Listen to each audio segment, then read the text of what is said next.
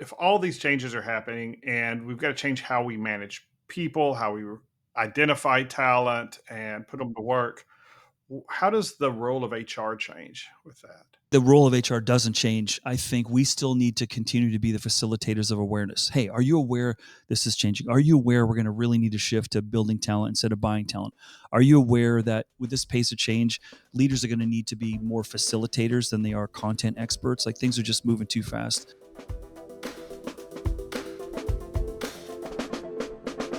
Good morning, HR. I'm Mike Coffey, president of Imperative, bulletproof background checks with fast and friendly service. And this is the podcast where I talk to business leaders about bringing people together to create value for all stakeholders. I'm joined today by Steve Cadigan. Steve spent 25 years in HR leadership at companies ranging from Esprit to Electronic Arts, and finally as LinkedIn's first CHRO, where he helped lead the company through its initial public offering. Today, he runs Cadigan Talent Ventures, a Silicon Valley-based consultancy. He worked with firms ranging from Google to the Bank of Scotland. And Steve's book, Workquake, Embracing the Aftershocks of COVID-19 to Create a Better Model of Working, was published in 2021. And then this year, he launched the Workquake Weekly podcast, where he breaks down the biggest trends reshaping how we work, lead, and grow. Steve will be the keynote speaker at the HR Southwest Conference held here in Texas on October 12th through the 14th. And you can get more about my favorite conference of the year at hrsouthwest.com. Welcome to Good Morning HR, Steve. It's great to be here. I've been looking forward to this conversation. So it's been 4 years since you published Workforce or Workquake. It was, like I said, a pretty prescient book, and a lot of what you predicted has been proven accurate. But is there a trend that you spotted back then, but maybe it's diverted or changed course over the last 4 years and kind of surprised you? I'll say rather than a trend that I spotted that changed course, there was a trend that I didn't anticipate. And keep in mind, an author's nightmare is publishing a book on the future of work and then a pandemic breaks out. Mm-hmm. And you've got this manuscript you've been spending years putting together and researching, and then you don't know how long COVID's going to last. I was in Asia when SARS broke out, and that was a 3 or 4 month, real spike, and then just a real quick, closure. And so as the months went on, we were, really trying to grapple with, man, do we just push it out? And so I had to redo the whole book with trying to reconcile where COVID was going to take us. And as you pointed out, I'm really proud that I think I nailed most of the things that were happening. The one that wasn't even on the radar at the time was this whole work from home, the pajama revolution, people feeling like, listen, I do my best work when I'm not in an office. And that one was really just, beginning at the time. I don't think it was even being debated as much as it is today. And so that's probably the one that's, if I look at a lot of my clients' concerns is, what does a more remote world mean for culture and teamwork? How do I build great, organizations when I've got this demographic that increasingly wants to work from home?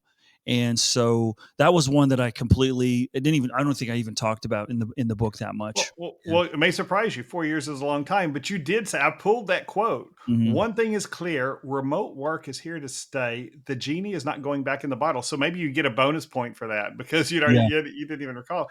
And and I guess let me amplify a little bit point on that, which was I didn't appreciate how much of a wrestling match that was going to create. Right. And we're still in it. When you look at some of these great leaders, highly revered leaders, like Jamie Dimon, who's like, everyone's like, this guy is the future of business leadership since Steve Jobs passed. He's gone from everyone in the office. Okay, what I meant was 3 days a week. What I meant was no, every day in the office. And it's been a real tussle, how hard that's been for even seasoned leaders. Right. Yeah. And I think the conversation, I think we're closer to finding that middle ground. I'm hearing more and more, because we heard originally it was Gen Z doesn't want to come in the office. The millennials don't want to come in the office, those kind of things. But I'm hearing more and more. I've got young adult sons that in that age group, Gen Z, and I'm hearing more and more that they and their peers want to be in the office. They're recognizing they need the mentorship, the building and that stuff. And it's more the Gen Xers like me and maybe the older millennials who are saying, yeah, I've got what I need from that. I can work remote and I want to cash in on some of my experience and exchange that for a certain amount of flexibility. I think the best part of this moment, post COVID, is that all these questions we never asked. Why do we need to meet in an office? Like, what's the purpose of work intentionally in an office setting versus at home? What can we benefit from both environments? Which challenge, that's not a question we ever asked before. Like, you go to an office, this is what you do. And, what I'm trying to help leaders reconcile and understand and appreciate is, listen, what's the difference between Jim working from home and Susan being in the Bangalore office and your headquarters is in New York? Like, what's the difference there? Because we already have dispersed teams. We already have remote workers in different locations. We've already had sales forces for years in the field, not in an office. And that's a really important revenue, function. So, let's appreciate, we know what we're doing a little bit more than we're giving ourselves credit for. And so it's not like we're starting from scratch in the conversation, but I love those conversations around where I do my best work. And one of the things that I've been trying to help leaders understand is, listen, you're talking about greater productivity is your goal as an organization. I don't want to challenge that. What many workers are saying is, I'm more productive at home, but I think what they're really saying, they're not articulating it in this exact direct way, but what they're saying is, my life is more productive when I'm at home. Isn't that why I work? So that I can have a more productive life. If I can, stay at home and manage kids' schedules a little bit better, manage, grocery schedules a little bit better, manage, family dynamics of getting someone who needs to get to an appointment at the doctor's more effectively, it's less disruptive for my life, and I can fully immerse myself without worrying about these things. When I have a little bit more freedom. And that gets to the macro theme that we're talking about, which is the one size fits all talent strategies kind of bye-bye. We're heading towards more customization. And that's why I wrote an article about this, which got a fair amount of attention last week, which is, listen, the whole work from home wrecking culture, is that really the right discussion? Or is it, we need to raise the bar in leadership? Because it's harder to lead more remote teams, but is that really we're going to wrap ourselves in the culture blanket of that's a problem? Or should we really recognize this is a leadership moment? It's harder. And what a lot of organizations don't want to do, this, they don't want to invest in more leadership training time. It's like, no, we got to produce. We don't have time for that soft L&D stuff, Well, and that's when COVID happened, and listeners have heard me say this before. When we started going remote in March, I started getting calls from our clients, and my HR consulting clients were saying, okay, we've got to do this. Apparently, we're not an essential business. And you remember that term? And then we were sending people, they were sending people home. And so how do we do this? And I predicted then that the companies that had the right culture and good leadership, where leadership wasn't about walking around and making sure everybody looked busy, but they had real metrics for productivity, and they had learned that not, one size fits all. Mm-hmm. The ones who really didn't struggle in the remote environment, but the ones who were very top down, very, looking, everybody looks busy. I don't trust my employees. Right. They're the ones who found they were getting, they couldn't manage their people because and it goes back to the one drinking game we have. Get my text shot glass. The one drinking game we have here on the Good Morning HR podcast is, it always boils down to somebody is a great individual contributor. So let's make them a leader over those individual contributors and not give them any additional skills. So what made you a great engineer or a great programmer or a great nurse is not going to be the skill set that makes you a great nurse leader or program, manager or engineering manager. And so cheers, throw that down. And it's a little early here, so I'm not actually drinking that. But that's an ongoing thing. And so how do you see companies responding to that? Do you think they're getting better about it? Or do you think that the laggers are just going to end up with basically the least productivity? Well, I think, I don't even know that we're having the right conversation, or we've been having the right conversation around, productivity versus life productivity versus what are we really trying to get at? And I think, the leadership bar hasn't been as high as it needs to be. I don't think it's been a big focus for a lot of organizations. I'm very disappointed in the amount of investment in leadership. I mean, for the listeners today, ask yourself right now, what companies in America are producing the greatest next generation of leaders? And if you have to pause, that's a shame. That's a miss. Like if you can't even name some, maybe that's a reflection of the speed of business and that we have fewer companies building to be around in 100 years. Truly. I mean, the number one all-time selling book on leadership is Collins and Porras's, Good to Great, Built to Last. Those two books. And they're really, I would say about how do you build a 100-year company. And I would argue if they were to publish those books today, it would be like Built to Win Now, Good to Great right now. No longer great. Many of them don't exist anymore. And that's only 25, 30 years ago. So. That's right. And when you're facing reality, like lots of businesses today, that there could be some disruptor that's going to take my paradigm and disrupt me and take me out. I got to win right now. My thinking isn't 20 years, 30 years down the road. It's the next 2, 3, 4 years. That shifts, I think, your thinking around, should I build leadership that's going to be here in 10, 20 years? So I'm not blaming it when I think this rush of technological pressure in the advancement of technology is really putting pressure on talent strategies around leadership investment. But what I do think is super healthy is the debates that we're having around things that we used to take for granted. And I think that's raising the bar. For example, if I say, I truly believe that developing talent and growing talent is the most important thing every leader should be doing right now, because we need newer skills faster than any time in history. I don't think that's something HR owns exclusively. If I can deputize all my people leaders to be coaches and mentors and skill accelerators, then I have a huge competitive advantage. If I have to, delegate that to the HR organization, because that's not my job. My job is to deliver widgets. I think we're missing it because we're seeing so much, I think, panic in businesses today because of the need for new skills really, really fast. And if you look at what's the hot new skill, obviously some AI related skill today, that wasn't even in LinkedIn job postings 6, 7 years ago. Wasn't even there, And so now it's like, whoa. And so do you think that's going to stop with AI? Do you think that's the end? No, we're going to need some. So that gets to this narrative of which I'm starting to see people start to reconcile. And I'm super excited to dive into this more at HR Southwest in a few weeks, which is, I think we're going to start hiring people less on what they know and more on what they can learn. Right. Because I know what you're doing today is going to need to be different next month. And as an HR, a recovering HR executive, an HR veteran, we all know the shelf life accuracy of a job description is about 5 minutes. So let's start hiring for tomorrow, not for yesterday. And that's a big, exciting challenge for us. And why this work from home debate is still sticky is because we don't have as much evidence that I know you're really crushing it from home as I did when I could see your car in the parking lot. I just don't have that evidence. I mean, you could have been asleep at the wheel at your cubicle. I don't know.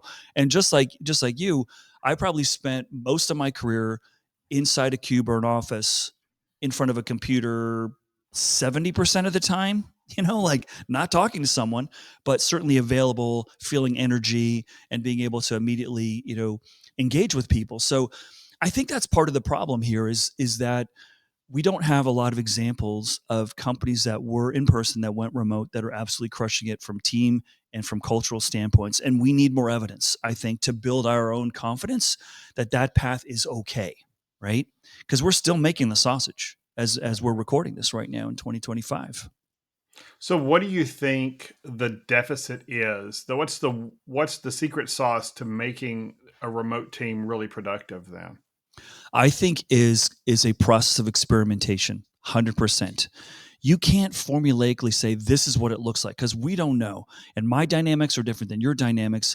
And I might have, there's a huge difference between teams that were in person and went remote than teams that started were always remote, than teams that were in person and went remote and then doubled their headcount while they were remote. Because all those people that were in person, they kind of know like this was our secret sauce, this is our muscle. And all those new people never felt that and didn't that. So it's hard to arrive at that magic formula, which is why I say we're going to have to experiment. We're going to have to sort of see what works for us, for you, for the shareholders, for the customers. And then we're going to have to sort of share those learnings and apply it and get smarter. right? And that's one of the reasons why I've been fortunate enough to work in technology companies most of my career. Software engineering is A/B testing. That's all you do. Let's try this. Let's try that. What works? Okay, let's double down on that and let's create a new test. If we start applying that to people practices and build more experimentation, I think that's going to be healthy. If you just say we're always going to be this, always going to be remote from now and forever, why would you do that? You just don't know that that's going to play well for your customer experience, your development of your products. I would say, hey, for the foreseeable future, let's give this a try. Let's see how it works. And we reserve the right to get smarter and learn and adjust and pivot. And so that's tricky. If you ask any today, which is a challenge for a lot of leaders, if you ask any major search firm, what is the one question every candidate asks you when you call them about an opportunity? It is always, can I do this remotely? Not I want to do it 100% remotely, but is the leadership team evolved? Are they mature in their thinking that they're willing to, understand that productivity can be realized outside of an office in really creative ways? So, we're still working through it, and I wish I had more excitement. Oh yeah, we're definitely 50% of the way through figuring this out. I don't think we are. We're still in a wrestling match. So, in the subsequent 4 years, what's the biggest change that you think is going to affect how we work? I think what AI is going to start presenting us more is more insights Mhm. for us to be able to be more thoughtful around what environments, what situations, and what dynamics deliver the best outcomes. Greatest productivity of product output may not be the greatest long-term output for the company, because we may just be frying our people and we may just be churning them, which is going to create more hiring challenges and retention challenges. So we're still navigating that frontier while the universe of AI is just morphing in presenting different challenges to us on a daily basis. Even the AI companies that are building these products are just like, whoa, we're not sure what this means or how it's going to play out. And that's grossly, uncomfortable for a Mhm. lot of us who are used to a more static frontier for us to build strategies upon, right? Yeah, I think that ties into that skills development, that ability to learn. I Mm, mean, for the last 20 years, I've been preaching that judging a candidate by their past job titles doesn't mean they're going to be successful in your organization, even if it's the same job title, same kind of role. And that we've got to be focused on competencies, what they can really do, and to a lesser extent, lesser focus, their ability to learn. And now I think those two things have switched. And I think you touched on it in the book. You said, I made a note, the shelf life of skills has shortened dramatically.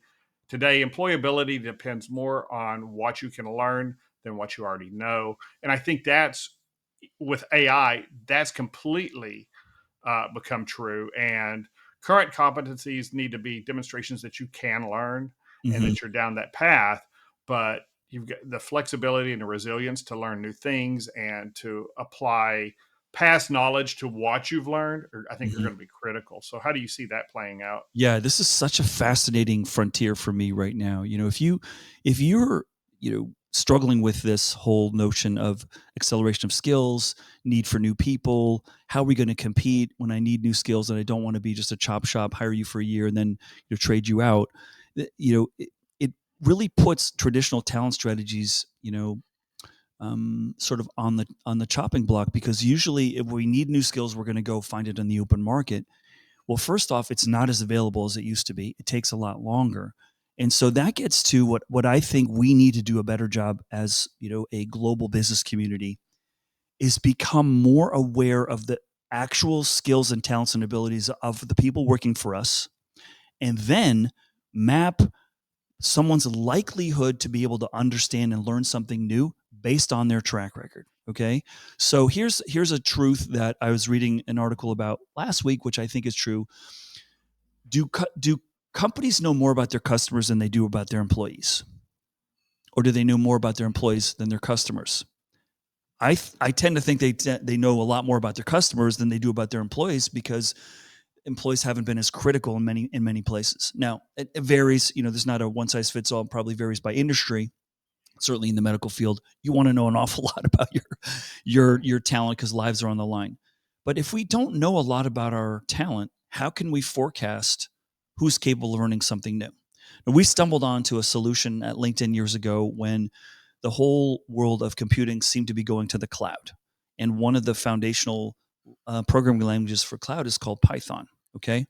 I'm not a technical person, so anyone who knows more than I do is going to catch me in something that doesn't make any sense with what I'm about to say. But what we did, because we were LinkedIn, is we could go look at the platform and go, gosh, there's not a lot of people that know Python in our neighborhood. We don't have enough people that we could go hire. We're going to have to build that skill. So someone on the engineering team said, well, since we have to build the skill, maybe we could go and look at everyone who knows Python and what languages, projects, experiences they worked on before Python to give us some insights and some clues that they would be good at learning it and be good at applying it.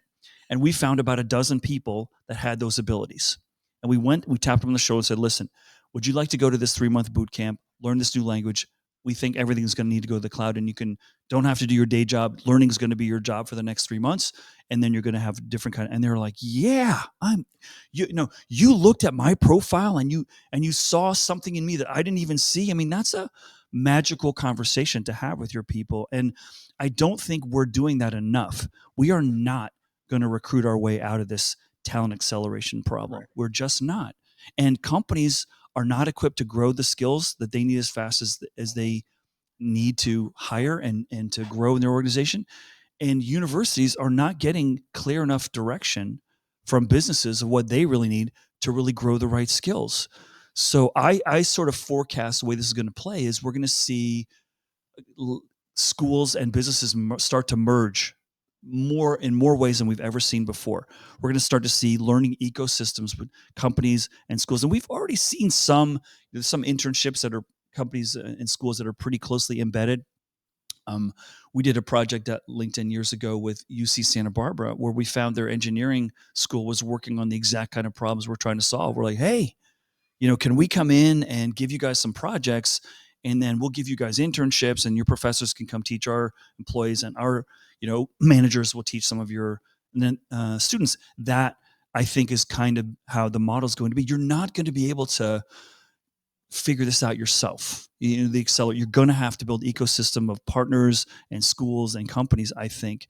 And that, if I talk to a lot of hospital systems today that are really struggling, the ones that are struggling less are the ones that have deep relationships with community colleges, junior colleges, and university systems where they're constantly sharing talent to help each other out. And I think there's a lesson there that we need to start paying attention to, because we're not going to solve this problem on our own. This talent shortage and need for new skills. And I think the traditional idea, certainly in my career, and especially in aerospace, was that, okay, when our skill sets change, we'll go find the people with those skill sets, and we'll lay off these people over here whose skill sets we don't need any longer and go bring in other.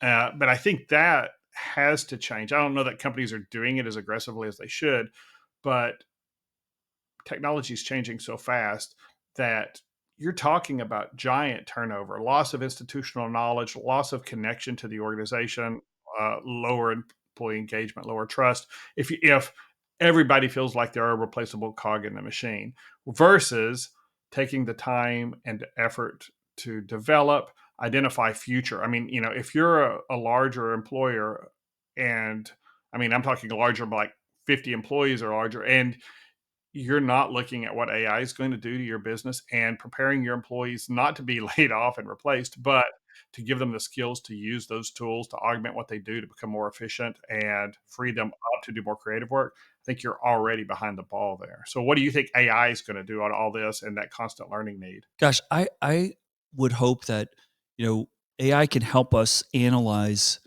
the anatomy of skills in a much faster, deeper way than we're just able to. This whole notion of hiring from your gut, which comes from a well-intentioned place, but it's just so wrong. Like I always used to tell managers, if you're hiring from your gut, it means you have a hunch that you haven't backed with data. Don't hire based on your gut ever. I'm glad you've got the warm and fuzzies about this person and you want to hire them, but you need to articulate more specifically. And I think AI can help us do that. Right now, think about this. I was working on a panel in London last year with the CEOs of all the major insurance companies in the world. And I was getting pretty aggressive with the CEOs around how disappointed I was with the lack of creativity with talent strategies. And the CEO of Prudential was next to me and he goes, "Hey, come talk to me after this. I got something for you." And I said, "Okay, talk to me."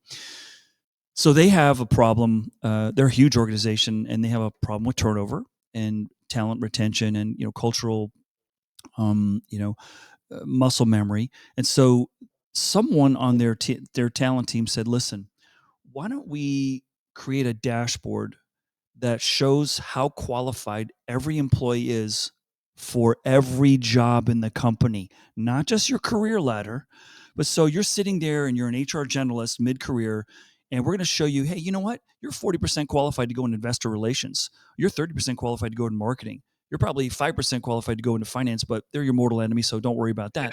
But maybe you want to go into customer service. Maybe you want to go into, sales, and so why don't we have that today?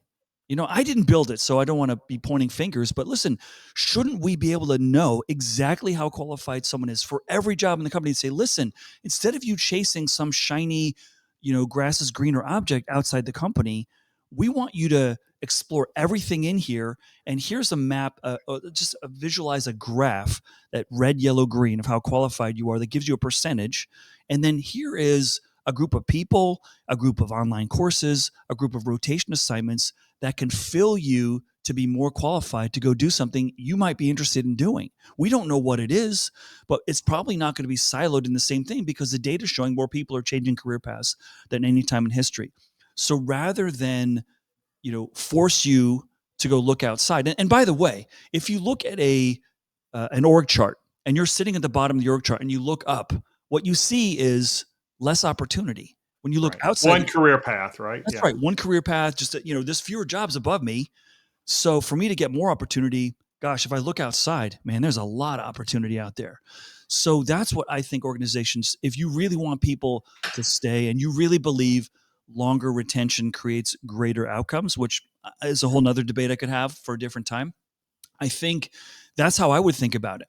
It's like, let's not just narrowly define what someone should be doing. Let's open the doors to say, here's things you could do if you're interested, and maybe, just maybe, they're going to want to stay longer and engage and be motivated by the learning opportunity, right? And let's take a quick break. Good Morning HR is brought to you by Imperative, bulletproof background checks with fast and friendly service. By bulletproof, I mean that our clients can take the information we provide to the bank.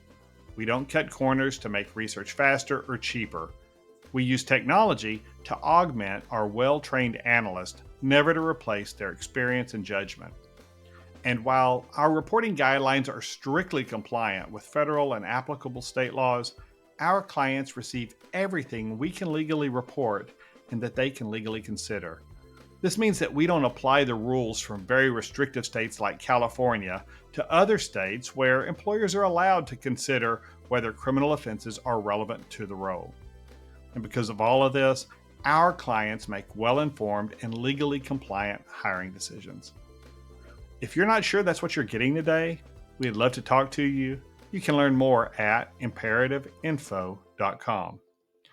And if you're an HR consultant or advisor, you can safely refer your clients in need to us.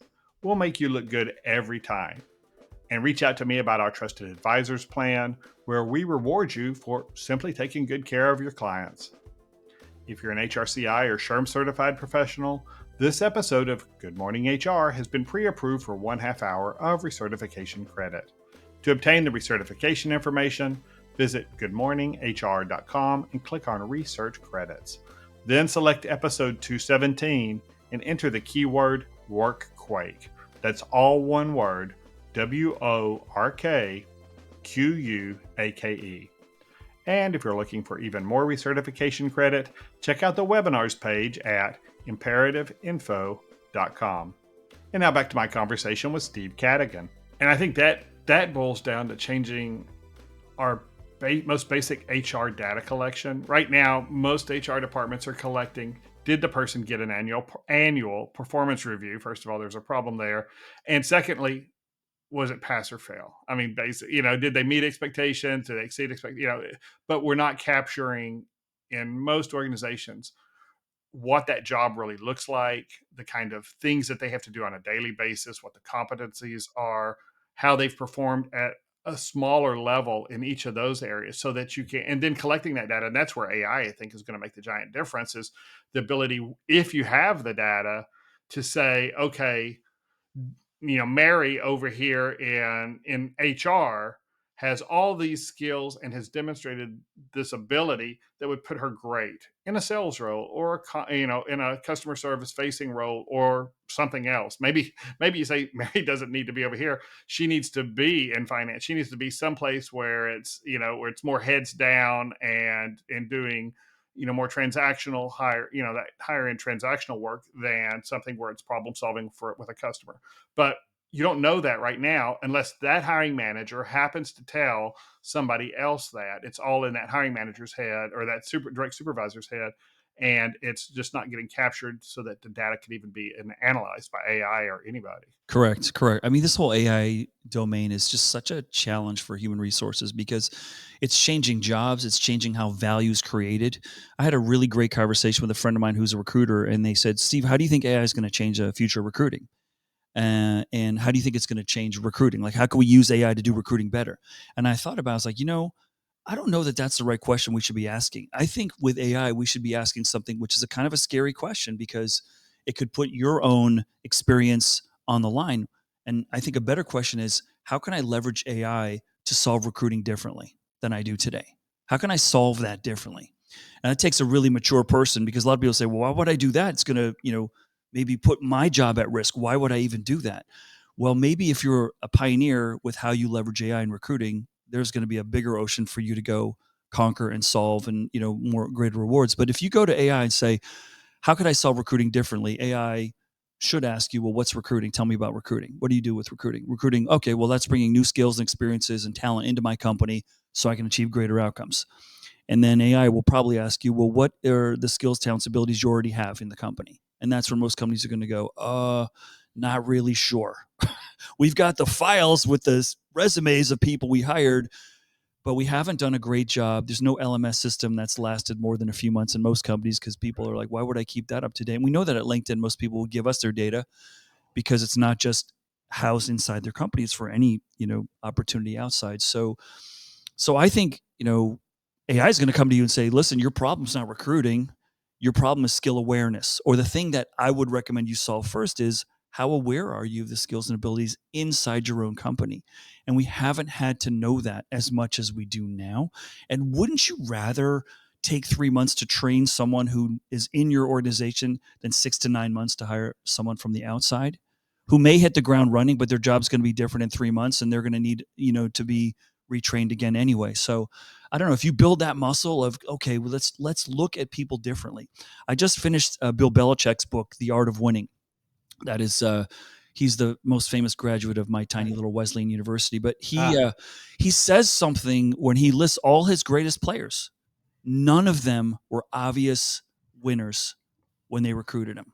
But they saw like in Tom Brady, they saw grit, they saw diligence, they saw hunger to constantly keep learning. That's what they saw, And with Teddy Bruschi, he wasn't perfect, or Mike Vrabel. He wasn't. He was like, okay, but he's not a shiny object.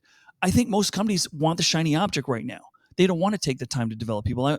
Go find us a superstar. That's usually what the recruiters are told. Go find us a superstar.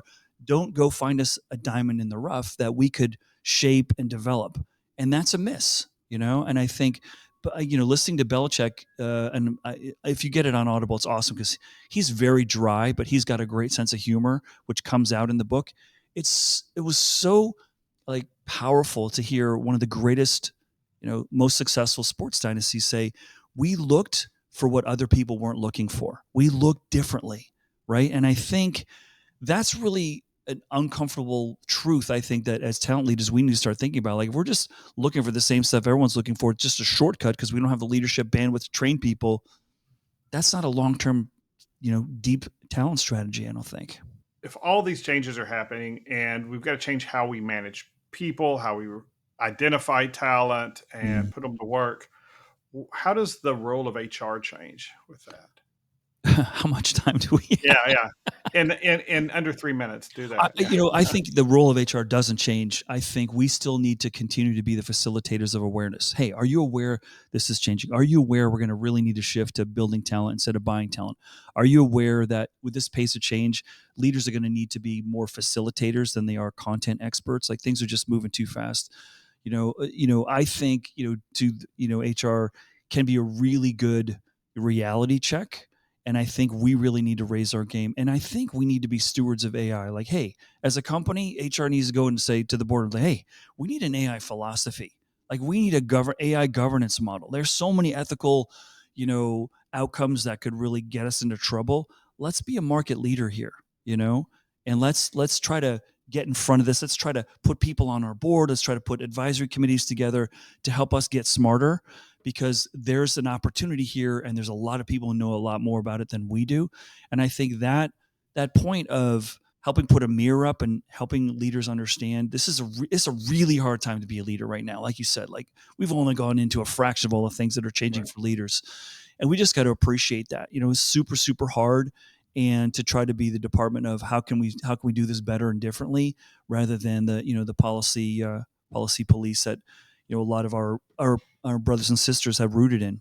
So it's a great opportunity. Think about it. The world of work is shifting, and if we can help leaders learn new ways of leading remote teams and experimenting, I think we stand to be a massive contributor to competitive advantage. And there's so much more to unpack, but we're out of time.